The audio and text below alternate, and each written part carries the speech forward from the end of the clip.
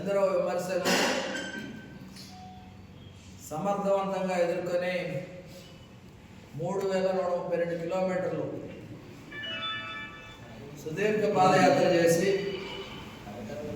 రేపు నవశకానికి నాందిగా ఉమ్మడి బహిరంగ సభ ఏర్పాటు చేసినటువంటి సందర్భంలో శ్రీకాకుళం జిల్లాలో ఉన్నటువంటి తెలుగుదేశం పార్టీ అభిమానులు, జనసేన అభిమానులు ప్రజల్ని ప్రత్యేకంగా ఆహ్వానించడానికి ఈరోజు రావడం జరిగింది.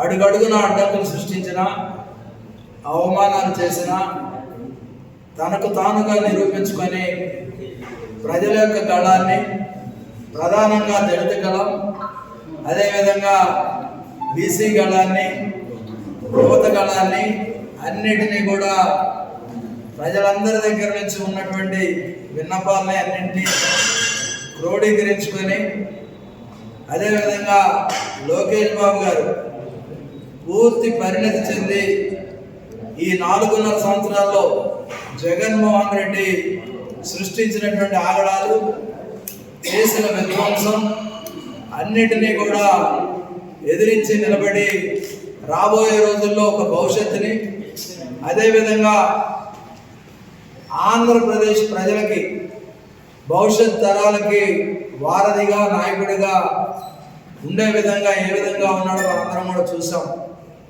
జగన్మోహన్ రెడ్డికి పాదయాత్ర మొదలుపెట్టిన దగ్గర నుంచి వెన్నులో వణుకు మొదలై కుప్పం నుంచి ఈరోజు విశాఖపట్నం దాటే వరకు కూడా జగన్మోహన్ రెడ్డి కంటి మీద కునుకు లేకుండా ఆ పాదయాత్రను ఏ విధంగా అడ్డుకోవాలని అనేక తర్జన భర్జనల అనంతరం చంద్రబాబు నాయుడు గారిని 52 రోజులు జైల్లో పెడితే పాదయాత్ర ఆగుద్ది, ప్రజల్లో వ్యతిరేకత తగ్గుద్ది అని ఆశపడినటువంటి సందర్భంలో వాటన్నిటిని అధిగమించి ప్రజాస్పందన ఈరోజు చూస్తూ ఉన్నాం.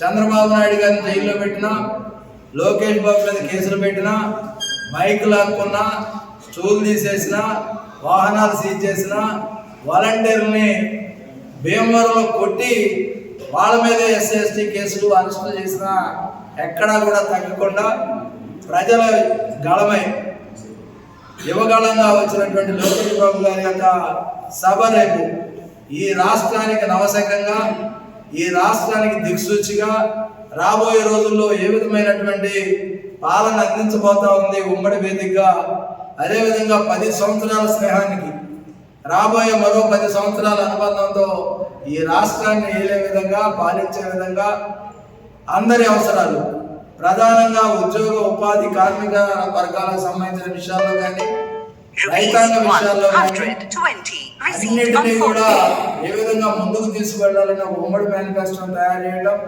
ఇప్పటికే సూపర్ 6 ఏ విధంగా సక్సెస్ అయితే మీరు అందరూ కూడా చూస్తూ ఉన్నారు.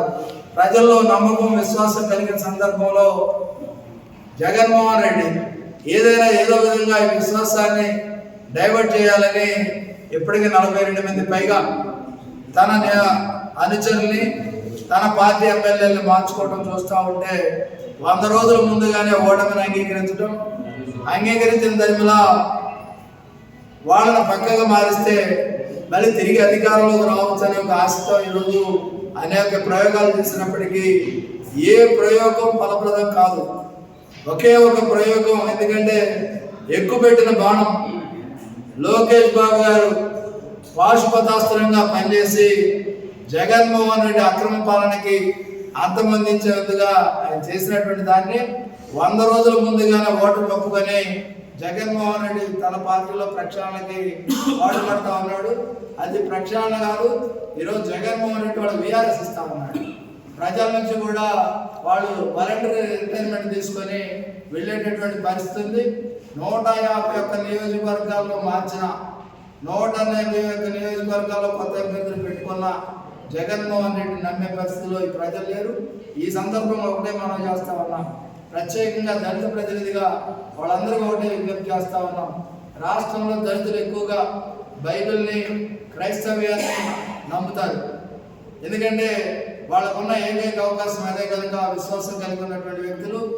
జగన్మోహన్ రెడ్డి తల్లి ఆ రోజు అబద్ధాలను ప్రచారం చేసి క్రైస్తవ్యాన్ని అడ్డం పెట్టి నమ్మించినటువంటి పరిస్థితుల్లో చాలా మంది అనుకున్నారు ఎందుకంటే బైబిల్ చెప్తా ఉంది 10 ఆజ్ఞల్లో, నేను తప్ప మీకు వేరే దేవుడు ఉండకూడదు, పైన ఆకాశం ఉంది కానీ కింద భూమి ఉంది కానీ భూమి మీద నేల ఉండొద్దు. అంటే జగన్మోహన్ రెడ్డి క్రైస్తవులను మోసం చేసి స్వామి స్వరూపానంద కాడు పట్టుకోవడం దగ్గర నుంచి, అదేవిధంగా గంగాజలంలో మునిగి హిందుత్వం తీసుకోవడంతో క్రైస్తవులు మోసం చేశాడు.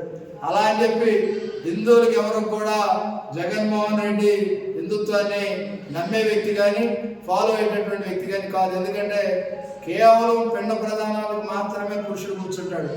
ఎందుకంటే కుటుంబ సమేతంగా కనీసం శ్రీవారికి కూడా పట్టు వస్త్రాలు కానీ, అదేవిధంగా రాముల వారికి కానీ ఏదైతే ముత్యాల తలంబ్రాలు సమర్పించే సందర్భం కానీ ఏ రోజు భార్య సమేతుడే రాలేదు. హిందువులను కూడా మోసం చేస్తా ఉన్నాడు, అదేవిధంగా ముస్లింలు మోసం చేస్తా ఉన్నాడు. ఏదైతే 3 మతాలని మోసం చేసి 3 రాజధానులు ఏ విధంగా మార్చాలని విఫలమయ్యాడో అదేవిధంగా 3 మతాలని మోసం చేశాడు. ఇక ముందు చేసేటటువంటి అవకాశం కానీ మోసపోయే అవకాశం కానీ ఎవరు ఇవ్వద్దని, అదేవిధంగా ఈ రాష్ట్రానికి చంద్రబాబు గారి పరిపాలన అయితేనే సమర్థవంతంగా ముందుకు వెళ్తా ఉంది. రాబోయే రోజుల్లో ఈ రాష్ట్రం తిరిగి గాడిలో పడాలంటే చంద్రబాబు నాయుడు గారిని బలపరచాల్సిందే అందరినీ కోరుతూ, నవశకం సభ ఈ రాష్ట్రంలో ఎన్నడూ లేని విధంగా ఒక రాజకీయ సభ ఈ విధంగా ఉంటుందా, ఇంత పెద్ద ఎత్తున జరుగుతుందా, నభోతో నభవిష్యత్తుగా ఒక చారిత్రాత్మకమైనటువంటి ₹63 received on PhonePe.